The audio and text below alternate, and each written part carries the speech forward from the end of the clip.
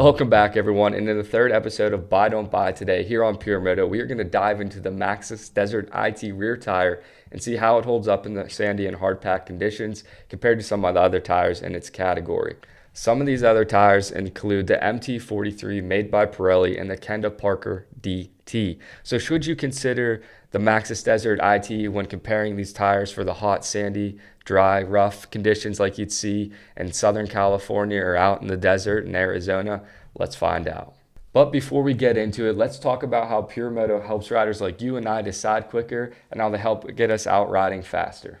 PureMoto takes all of the world's interesting and most valuable content from all over the internet, YouTube videos, article reviews, forum posts, threads, and places it all in one spot for your convenience. But not only does PureMoto combine all of that useful information in one convenient location for you, but they go one step further. They're the only online retailer that allows you to search your local dealer inventory. That way you can go, grab the part, be out riding today, and make sure your local dealer is around tomorrow.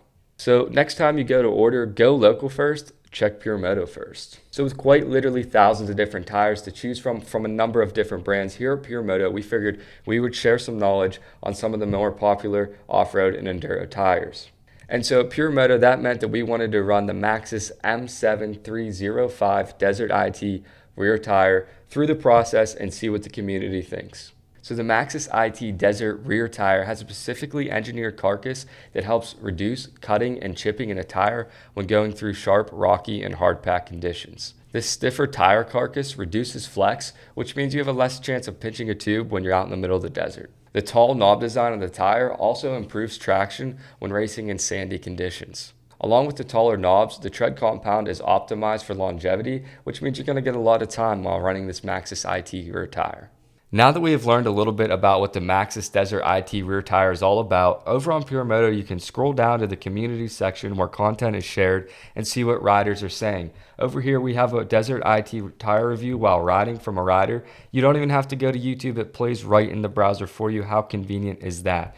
Sometimes there will be a short little description that's left by users, and in this review, somebody wrote that the Baitmaster 420 lets everyone know why he's a fan of the Desert IT tire and where they could be improved. If that isn't enough to sway you, you can go back and check out some more posts shared by fellow riders. Here we have an article that is shared from Thumper Talk where you can read reviews from specific M7305 rear tire users. You can click the link and it'll direct you right to the article where you can see comments from real people who are actually using these products. Not only is it convenient to check online dealer inventory local to you and order online for PureMoto, but they also combine all of this useful information and product reviews from real riders using the product themselves.